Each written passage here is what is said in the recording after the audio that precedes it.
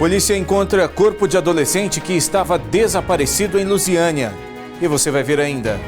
Operação investiga a ação de funerária dentro do cemitério de Planaltina de Goiás. Polícia Civil de Formosa conclui que funcionário estava envolvido no desaparecimento de dinheiro do cofre da cidade.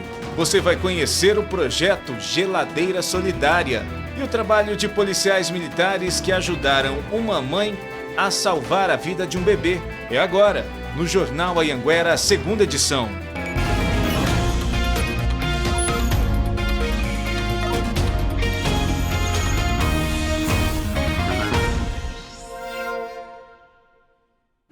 Olá, muito boa noite. Obrigado pela sua companhia. E a gente começa essa edição com uma notícia triste. O garoto Pedro, de 14 anos, que estava desaparecido desde sábado aqui em Lusiânia, foi encontrado hoje. O corpo dele estava no lixão da cidade. Pedro tinha saído de casa no último sábado. Ele estava de bicicleta e desde então não apareceu mais. Os familiares saíram em busca do garoto espalhando cartazes por toda a cidade. Nesta sexta-feira, os policiais receberam uma denúncia de que o corpo de um adolescente estava dentro de uma cisterna seca. Os bombeiros precisaram utilizar equipamentos para içar o corpo do menino. Os familiares reconheceram o corpo como de Pedro. Ele foi levado para o IML para a realização de perícia. E agora a polícia investiga as causas da morte desse garoto. E uma operação da Polícia Civil investiga uma suspeita de fraude no serviço funerário de Planaltina de Goiás. Segundo as investigações, uma funerária usava equipamentos e funcionários da Prefeitura de Planaltina de Goiás na preparação de covas no cemitério da cidade. A investigação apontou que não havia licitação para que essa empresa prestasse esse tipo de serviço na cidade. Ainda de acordo com a polícia, parte dos valores pagos por esses serviços funerários eram divididos entre servidores públicos e o líder do governo na Câmara Municipal. Hoje, a polícia cumpriu mandados de busca e apreensão no gabinete de um vereador e também na casa dele. Os policiais encontraram documentos e anotações que indicam valores repassados para o vereador. Agora os documentos serão analisados, nós vamos ouvir mais algumas pessoas e dar continuidade ao processo. Caso as fraudes sejam confirmadas, os envolvidos devem responder por crime de corrupção e fraude à licitação. Em nota, a funerária Bom Jesus disse que desconhece qualquer envolvimento dela com o cemitério, pois até o momento não houve nenhum chamado e nem intimação pedindo qualquer tipo de esclarecimento na delegacia. Nós também procuramos o vereador Haroldo Alves, que disse que confia na justiça. Pausa para os comerciais e veja a seguir: comerciante é preso em flagrante no Jardim Planalto por posse ilegal de arma.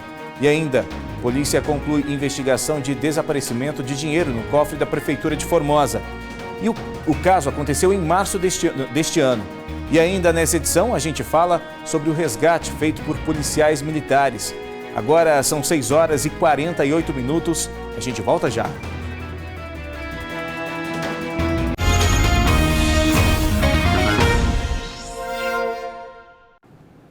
E a Polícia Militar prendeu um homem por posse ilegal de arma no Jardim Planalto, aqui em Lusiânia. Uma denúncia anônima levou os policiais numa distribuidora de bebidas no Jardim Planalto. Eles flagraram o dono do estabelecimento com um revólver calibre 32, uma espingarda calibre 22 e munições. As armas não tinham documentações e o homem foi levado para a delegacia. Ele deve responder por posse ilegal de arma. E a Polícia de Formosa concluiu as investigações sobre o dinheiro que desapareceu no cofre da Prefeitura. Nós mostramos esse caso aqui na época, foi no período do Carnaval deste ano, no dia 5 de março. Foram quase 4 meses de investigações. O delegado responsável pelo caso disse que as suspeitas de que um funcionário da prefeitura estaria envolvido foram confirmadas. Segundo a polícia, Ricardo Maciel Dourado, funcionário responsável por transportar e cuidar do dinheiro do cofre, é quem ficou com esses R$15 mil arrecadados no Parque do Itiquira no período de carnaval. As câmeras de segurança ajudaram nas investigações. O delegado acredita que o Ricardo, esse de camisa branca, desce do carro com outros homens, vai até o carro dele, esse vermelho que está no estacionamento da prefeitura. Ali, ele joga o que a polícia acredita ser o dinheiro. Depois, ele entra na prefeitura segurando o malote vazio. Na outra imagem, já dentro da prefeitura, Ricardo passa com o malote vazio e vai para a sala da controladoria. Depois, ele volta sem o malote e com um pacote na mão, que seriam os ingressos para serem vendidos na entrada do parque no dia seguinte. Depois, ele vai embora. Então, com essas imagens, a polícia concluiu que ele guardou o malote no cofre, sem o montante de R$15 mil arrecadados no parque. Ele foi indiciado pelo crime de peculato, justamente porque ele se apropriou de valores que tinha a guarda em razão do seu cargo público. É um crime específico para o servidor público que chega, caso condenado, pode chegar a uma pena aí até de 12 anos de reclusão. Representamos também por medidas diversas da prisão, principalmente por seu afastamento do cargo para possibilitar aí um processo criminal mais tranquilo, sem qualquer forma de interferência do servidor. Em nota, a assessoria de imprensa da Prefeitura de Formosa disse que está tomando as medidas para evitar o trânsito de dinheiro da bilheteria do parque com o uso, por exemplo, de máquina de cartão. O servidor é comissionado e já foi afastado das funções. A Polícia Militar fechou um ponto de venda de drogas em Cidade Ocidental. O local era comandado por um menor de 17 anos que foi apreendido. Com ele foram encontradas 20 porções de maconha. Elas estavam embaladas e prontas para serem vendidas. O garoto foi levado para o CIOPS de Lusiânia. Jornal Anhanguera, segunda edição, faz um importante alerta. Escorpiões, os bichos não se contentam só com quintal. Eles vêm agora para dentro das casas e podem atacar muita gente. O Hospital de Doenças Tropicais atendeu só este ano 140 pessoas picadas por escorpiões. O Nivaldo levou um susto quando viu um escorpião descendo pela parede do quarto da filha de 6 anos. Eu olhei para cima ali, tinha um negocinho amarelinho.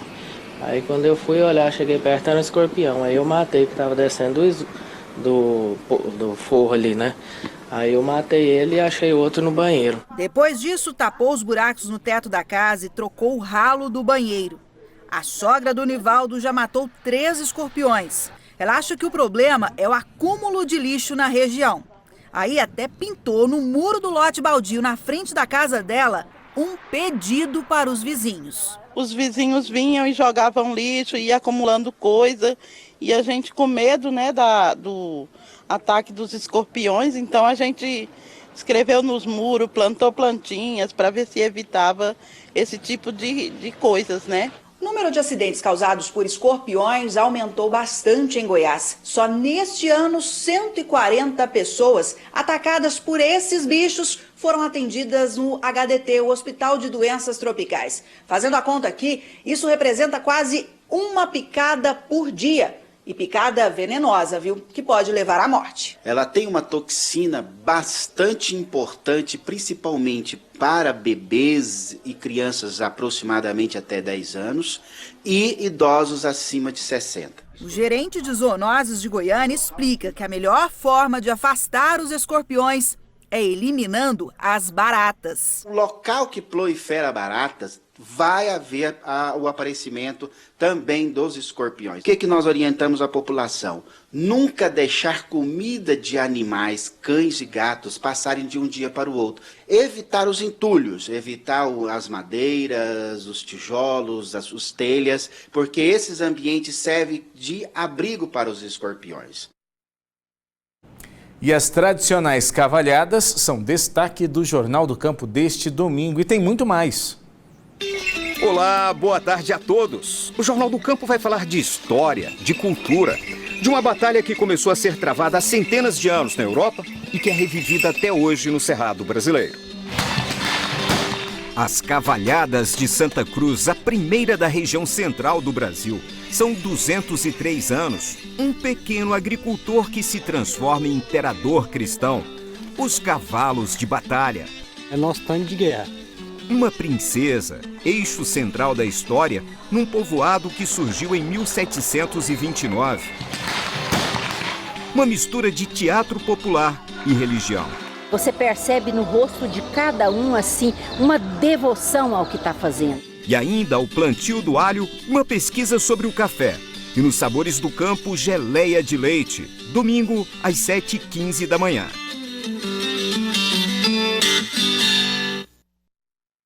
E veja a seguir, o aumento de crimes sexuais pela internet assusta os usuários da rede. E ainda a Polícia Militar salva a criança que se engasgou com água no banho. Agora são 6h57. A gente volta daqui a pouco.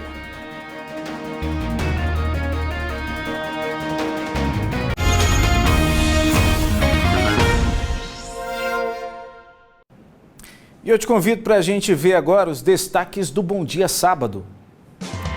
Oi, moçada! E aí, gente? Esfriou por aí? Olha, nesse tempo seco, nossa pele sente muito, fica ressecada, os lábios também. Vamos dar dicas de como manter a pele e o corpo bem hidratados. Tem especialista que vai falar sobre o assunto. Ai, já imaginou um canudinho que some no meio ambiente em 60 dias? A base do canudo é essa goma. Você não pode perder no Bom Dia Sábado, às 8 horas da manhã. Até lá! Bom, a tecnologia veio para ficar e tem mudado a vida de muita gente. Pena que virou também uma ferramenta para fazer o mal.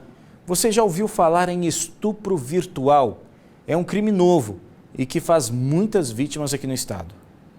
O estupro virtual aconteceu com uma adolescente de 16 anos que mora no interior de Goiás. É um estupro praticado, um estupro comum pelo artigo 213, em que a vítima é constrangida através de grave ameaça a praticar atos libidinosos em si mesma.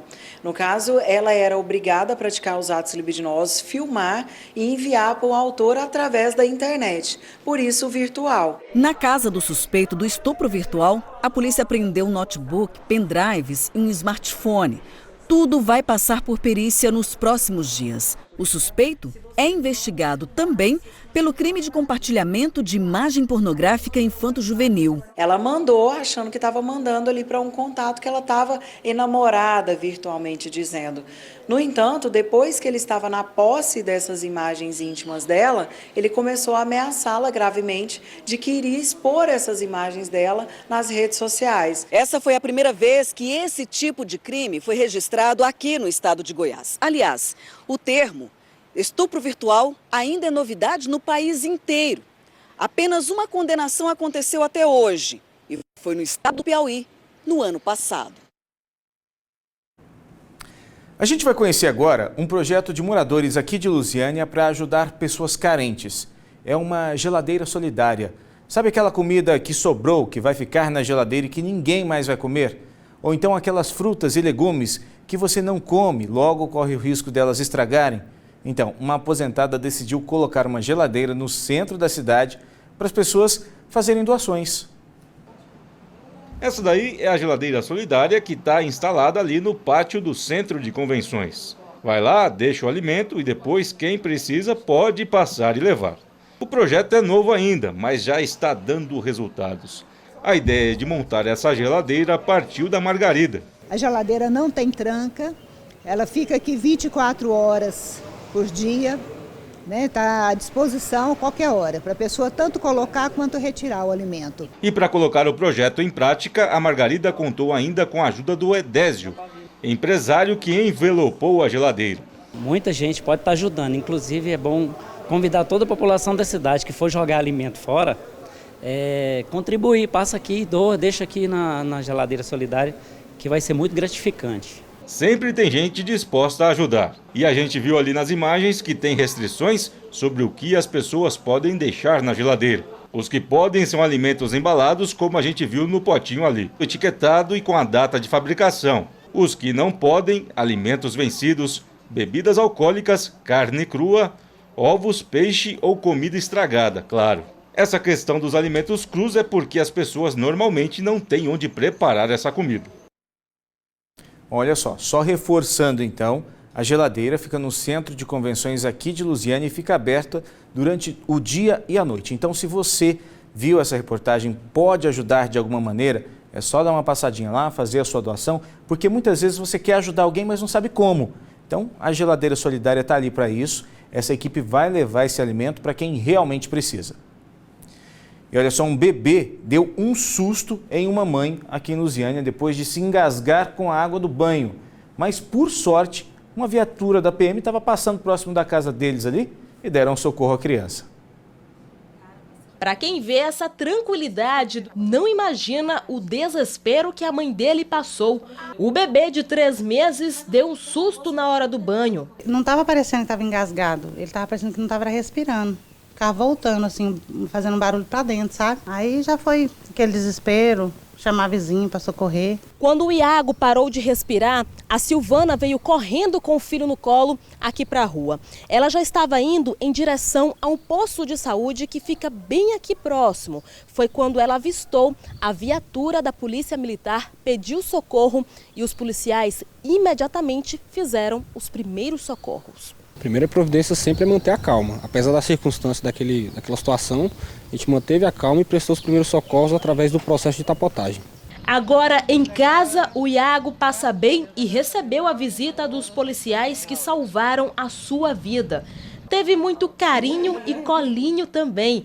O soldado Marcos vai ser pai pela primeira vez. E para ele, esse atendimento foi muito especial.